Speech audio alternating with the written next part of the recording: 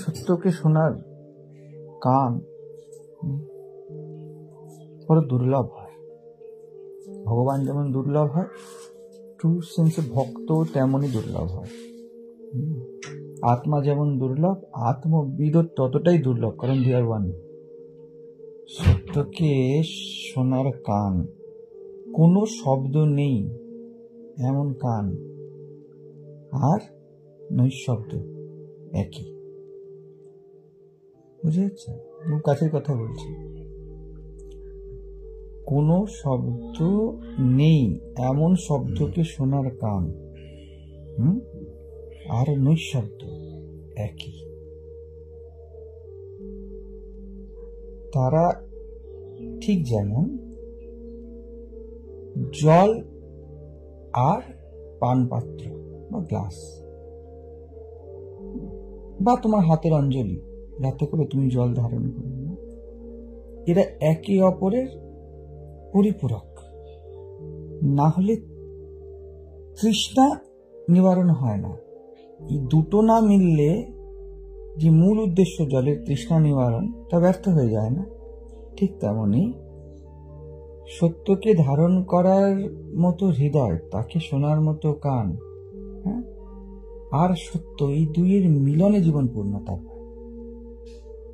সত্য যা কোনো শব্দে বাঁধে না, তবুও তিনি সে সত্য কোনো হৃদয়ে ধরা দেয়। এমন হৃদয়, ভাবো, জিনিসটাকে ফিল করবার চেষ্টা করতে হবে আমাদের।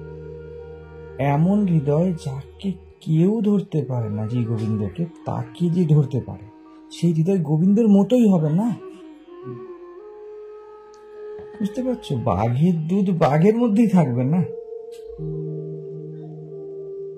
একই তত্ত্ব হবে, একই ইনগ্রেডিয়েন্ট হবে। একটা ধারণ করছে আর একটা ধারিত হয়েছে। ভক্ত আর ভগবান এরকম ভাবে অঙ্গাঙ্গী ভাবে জড়িত। যে যাকে ধারণ করেছে সেই তত্ত্বকে সহন করার মতো, ধারণ করার মতো আধার না হলে সে ধারণ করতে পারবে না। ঠিক তেমনি খুব দুর্লভ যেমন পরমাত্ম তত্ত্ব, ততটাই দুর্লভ কোন পরমার্থদর্শী। এই জন্যই তো গুরুকে এত বিরাট জায়গা সকলে দিয়েছে, আলাদা নয় দুটো না। যে রামকে দেখাতে পারে সে রামই হবে, কারণ রাম তো অনুপম, তার তো উপমা হয় না। তাহলে যে রামকে অনুভব করিয়ে দেয়, যে আমার স্বয়ংকে অনুভব করিয়ে দেয়, সে নিশ্চিত স্বয়ং হবে। নাহলে কি করে ধারণ করে রাখতো? সূর্যের আলোতে সূর্যই মাত্র আছে, হ্যাঁ, সূর্যের আলোতেই সূর্যকে দেখা যায়। কিন্তু আমরা বলি সকাল হলো, সূর্যকে দেখলাম। সূর্যের জন্যই সকাল হলো, আর সকালেই সূর্যকে দেখলাম। বুঝেছি বিষয়টা? তাহলে চোখের আলোয় দেখেছিলেন চোখের বাণী। এই জন্য শুধু আমি বারবার বলি, দুর্লভ শ্রোতা, আশ্চর্যবৎ পশ্যতি কশ্চিদেনম। কেউ আশ্চর্যকে দেখেছে, সেরকম যে আশ্চর্যবৎ বদতি তথৈব চান্যা। যে বলতে পেরেছে সেও আশ্চর্য, যার বাণীতে আশ্চর্য সমাহিত হয়েছে, তার বাণী আশ্চর্য। ওই বাণী আশ্চর্য না, ওই আশ্চর্য দিয়েই নির্মাণ করা বাণী। বুঝতে পারছো? সেই জন্য পরমাত্ম তত্ত্ব যেন বুদ্ধিতেও ধরা দিয়ে দিয়েছে। আমি বলি না, অনেক ধন্য হম, কৃতকৃত্য হম, বুদ্ধি মারো ভাই, তবুও অনেক ওখানে কিছু না, বুদ্ধিও যেন পরমাত্মা একটু ভেজে যায়, ওটা কম নয়। তো সত্য ডিরেক্ট আমি চট করে দিই না সকলকে, যেমন ভাবে শিবরাত্রির দিনকে কালকে যেমন দিলাম। এটা নয় যে কোনো অপ্রেম আছে বা কোনো ভেদাভেদ আছে। হ্যাঁ, যে বাচ্চা বড় হয়ে দৌড়াবে, তাকে যদি এখন হাঁটতে ছেড়ে দিই, শুধুমাত্র সবই জন্মেছে 10 দিন 15 দিন, সে মারা যাবে। যে 20 বছর পরে 10 বছর পরে একা স্কুল যাবে, তাকে দেখুন শুধুমাত্র ফুটপাতে রেখে দিস 1 ঘন্টা, সে আর বাঁচবে, তাই না? ঠিক তেমনই যারা এখানে আসে, অনেকে মনে করবে যে মহারাজ আগে কেন বলেননি। এই দিয়েই আমার শব্দ নির্মিত, কান নির্মিত, কিন্তু যখন এই শব্দ আমার কাছেও প্রথম এসেছিল, it never had any effect on me. একটা সার্টেন কারণ আছে, এই নয় এর মহিমায় কোনো খামতি আছে। একে শোনার কানে কোনো আওয়াজ থাকলে চলবে না, একে দেখার চোখে অন্য কোনো রূপ থাকলে চলবে না, শুধু একটাই পিওরলি রূপ অ্যালাউড এখানে। কলঙ্ক অ্যালাউড চাঁদের কলঙ্ক, তাই না? যে কলঙ্ক সমেত চকচক করে এবং কলঙ্ক যাকে সুশোভিত করে দেয়। চাঁদের কলঙ্ককে কিন্তু আমরা কালো বলি না, তার যেন সৌন্দর্যকে একটু বৃদ্ধি করে দিয়েছে, তাই না? পূর্ণচন্দ্র কখনো আমাদের কাছে অনুভব হয় যে এর মধ্যে দাগ আছে, এইভাবে কখনো দেখি না, ওই দাগও যেন আলোয় আলোকিত হয়ে গিয়েছে। ঠিক তেমনই এখন একটাই হৃদয়ে দাগ থাকতে পারে, সেটা হলো ট্রুথ সিকিং, সত্যকে চাই। এই দাগটা অ্যালাউড, এবং এই দাগটা ওই পরমাত্মা দিয়ে বানানো হৃদয়। কারণ পরমাত্মা ছাড়া পরমাত্মা কিন্তু চাইতে পারবে না, জীব চাইতে পারবে না, আর জীব পেলেও রাখতে পারবে না, আধার নয় না। তো জেনে রেখো নিশ্চিত, যে পরমাত্মাকে ট্রুলি চেয়েছে সে নিশ্চিত পরমাত্মা, নিশ্চিত পরমাত্মা। হ্যাঁ, যেভাবে চাঁদ নিজ গুণেই পরিপূর্ণতা পায়, যে শুধু পরমাত্মাকে চেয়েছে, এই শুধু পরমাত্মাকে চাওয়ার হৃদয়, চোখ, যেই চোখে দেখার ইচ্ছা, যেই চোখে শোনার ইচ্ছা, সে নিজ গুণেই পূর্ণতা। কোনো সহায়তা চাই না, কোনো গুরু চাই না।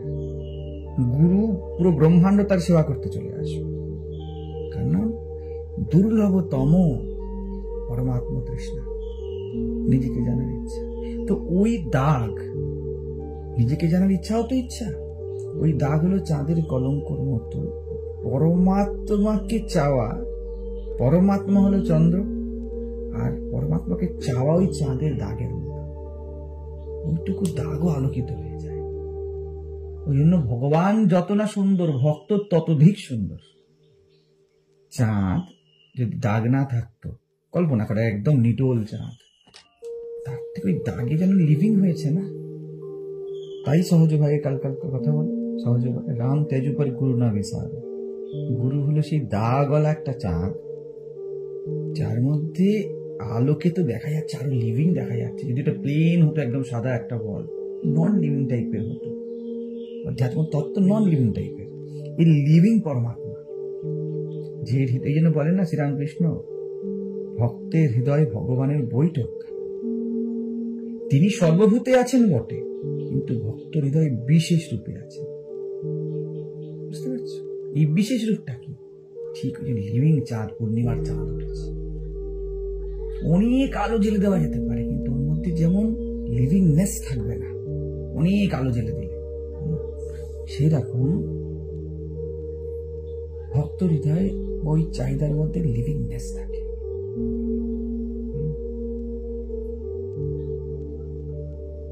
যতক্ষণ না কেউ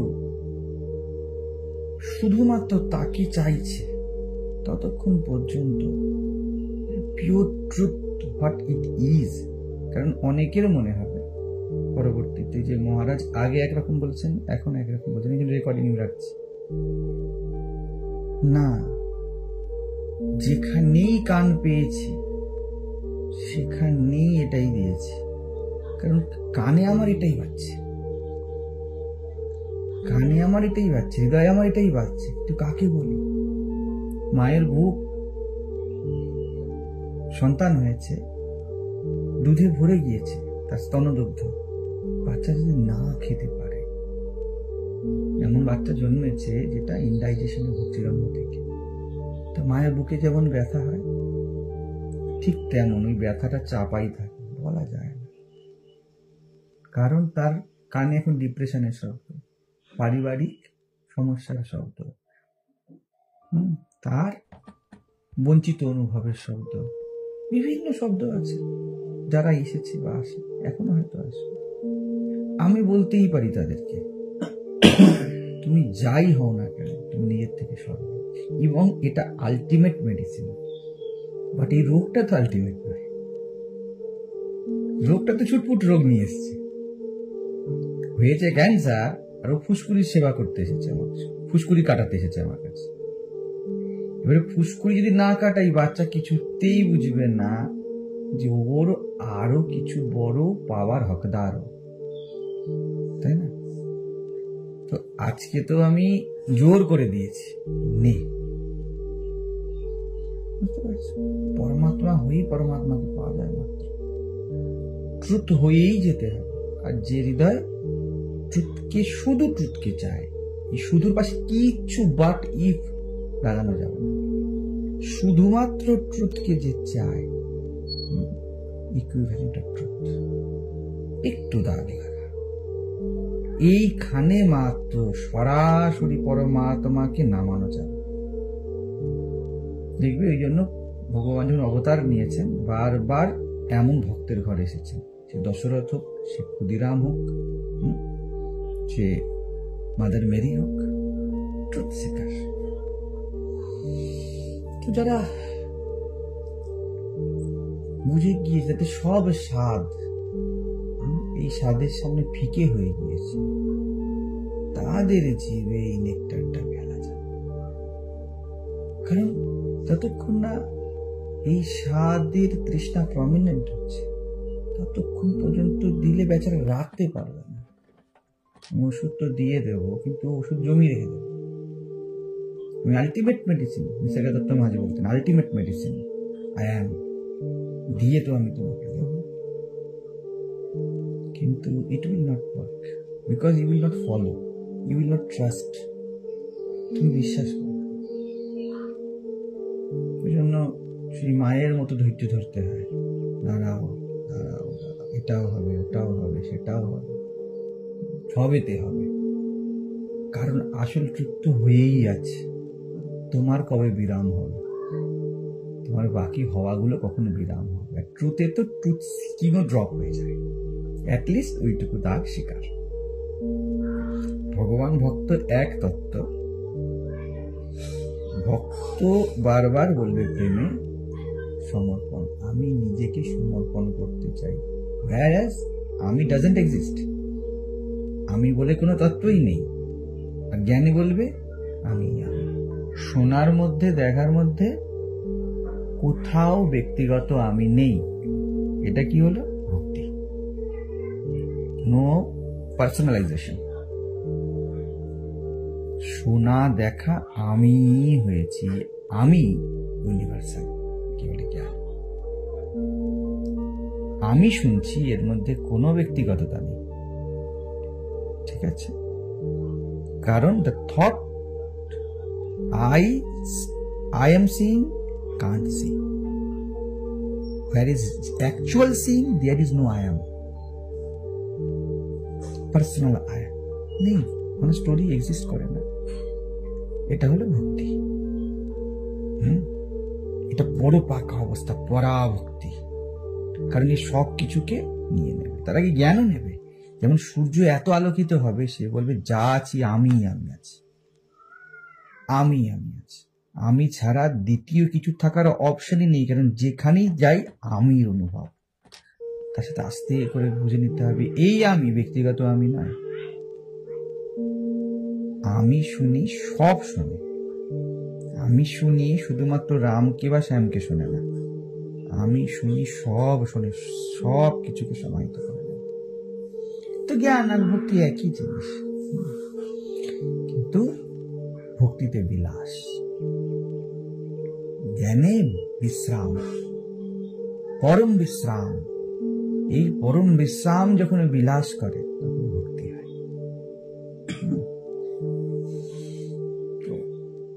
গুরু সাধারণত ভক্ত, কোন ভক্ত গুরু হয়। যখন বলা হবে গাছপালা, পশু পাখি, পাহাড় সবই তো মাটি, একে বলে জ্ঞান। সব আমি, সবকিছুকে সমাহিত করে নিল মহাপ্রলয়। তারপরে সৃজন, যখন সব আমি লেট ম্যানিফেস্ট, যে কোনো ভাবে ম্যানিফেস্ট করতে পারি, এগুলো বিলাস। গুরু তখনই উপযোগী যখন এই বিলাসের ফর্মে থাকে, গুরু হতেই থাকে। এই জন্য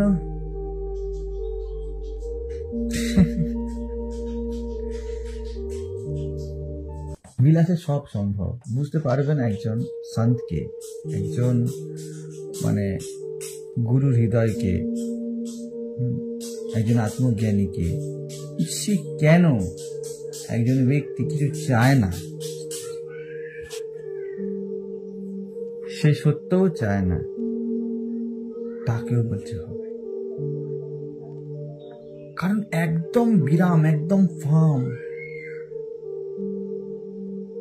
সে ব্রহ্ম, সে আত্মা, মহাবিশ্রাম চলছে।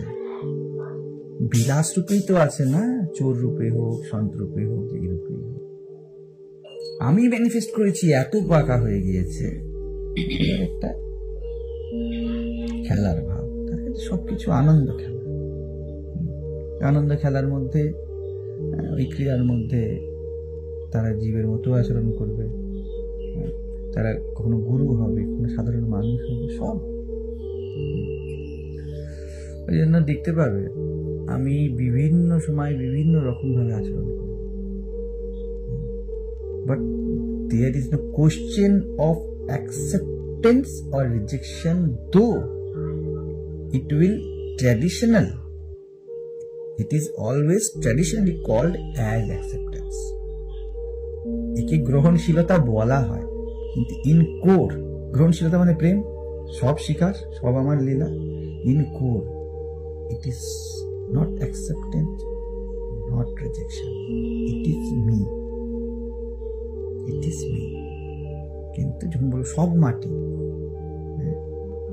it doesn't make any sense. Then what? The question remains. ওই প্রশ্নের উত্তর